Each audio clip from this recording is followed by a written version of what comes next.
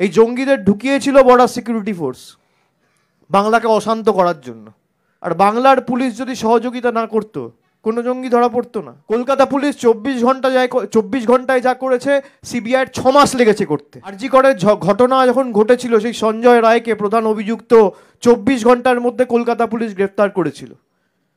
আজকে প্রায় 5 মাস হয়ে গেল সিবিআইয়ের কাছে কেস। কি করেছে? I think regarding that the West Bengal police and the DGP of West Bengal police along with the topmost functionaries of the police administration has already addressed a press conference stating their stand and how they have assisted their state counterparts in nabbing those terrorists. I think that speaks volumes. I don't need to clarify.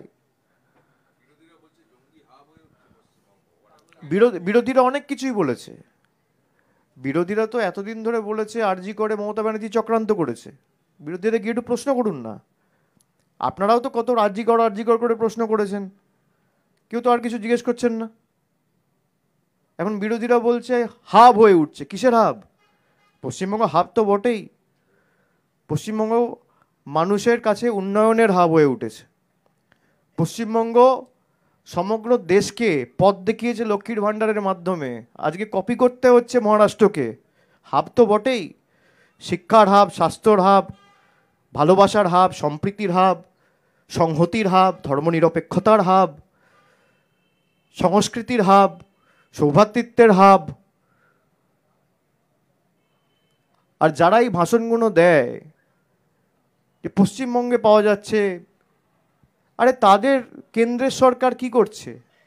Vote নেই বলে এখন বাঙালিদের বা বাংলাদেশে যারা হিন্দুরা রয়েছে সেখানকার যারা সংখ্যালঘু এত বড় বড় ভাষণ দিয়ে সিএ আমরা আইন করেছি, নাগরিকতা দেবো। এখন তারা যে অত্যাচারিত হচ্ছে তাদের বিরুদ্ধে কোনো রকম ব্যবস্থা, তাদের যারা অত্যাচার করছে তাদের বিরুদ্ধে কোনো রকম ব্যবস্থা কেন্দ্র সরকার নিচ্ছে না কেন? নির্বাচন নেই বলে? আমি প্রশ্ন করতে চাই যে 5 তারিখ অগস্ট মাসে যে ঘটনাটা, যে নৈরাজ্য বাংলাদেশে শুরু হয়েছে, আজকে August, September, October, November, December, 5 মাস হয়ে গেল। 5 মাসে 5 মিনিটের জন্য কেন্দ্র সরকারের সময় হয়েছে মানুষের জন্য ভাববার, কিছু করার? এ তো অভিযোগ ছাড়া কিছু নেই। সন্দেশখালিতে বলেছিল না এই হাব হয়েছে, তাই হাব হয়েছে। সন্দেশখালির মানুষ একদম মুখে ঝামা ঘষে দিয়েছে। বসিরহাট লোকসভা 3.5 লাখ ভোটে তৃণমূল জিতেছে। যত কুৎসা হয়েছে, উন্নয়নের জয়ের ব্যবধান, মানুষের আশীর্বাদ, ভালোবাসা তত বেড়েছে। যত কুৎসা হয়েছে, যত চক্রান্ত ষড়যন্ত্র হয়েছে, মানুষ তত আশীর্বাদ করেছে। মামাটি মানুষের সরকারের গোড়াকে আরো শক্তিশালী করেছে। এদের কাজই চক্রান্ত করা, করুক। এত বড় বড় ভাষণ না দিয়ে কেন যাচ্ছে না দিল্লিতে?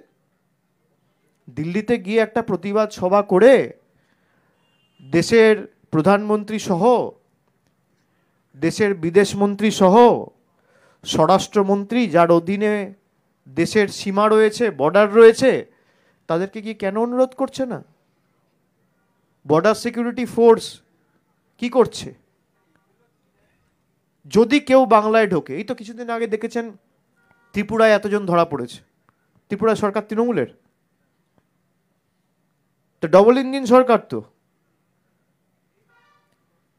আসামে এতজন ধরা পড়েছে, আসামের মুখ্যমন্ত্রী কি তৃণমূল করে? কোত্থেকে ধরা পড়ছে? আপনারাই তো খবর করেছেন। ত্রিপুরায় ধরা পড়েছে, আসামে ধরা পড়েছে।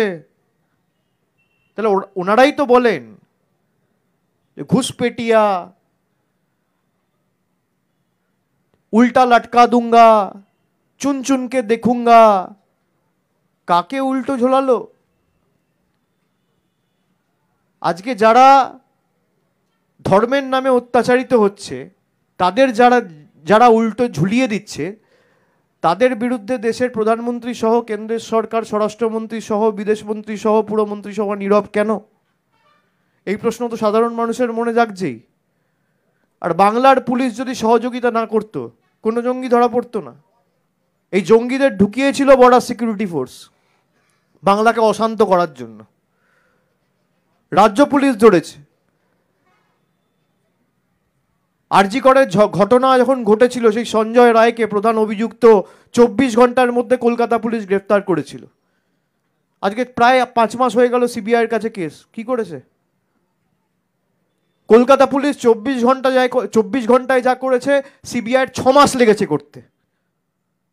সারদার কেস সিবিআইয়ের কাছে 10 বছর হয়েছে। শ্যামল সেন কমিশন খুলে আমাদের সরকার মানুষের টাকা ফেরত দিয়েছিল। সিবিআইকে জিজ্ঞেস করুন তো, এই যে বড় বড় ভাষণ দেয়, ক পয়সা মানুষের গত 10 বছরে ফেরত দিয়েছে? ইডি ফেরত দিয়েছে। আমরা কথা দিয়ে কথা রাখি। আমরা নির্বাচনের আগে মানুষকে কথা দিয়েছিলাম যে আবাস প্লাস তালিকায় যাদের নাম রয়েছে তাদেরকে বাড়ির টাকা 31শে ডিসেম্বর 2024-এর আগে আমরা প্রথম কিস্তির টাকা ডাইরেক্ট ব্যাংক ট্রান্সফারের মাধ্যমে পৌঁছে দেবো। আমরা দিয়েছি।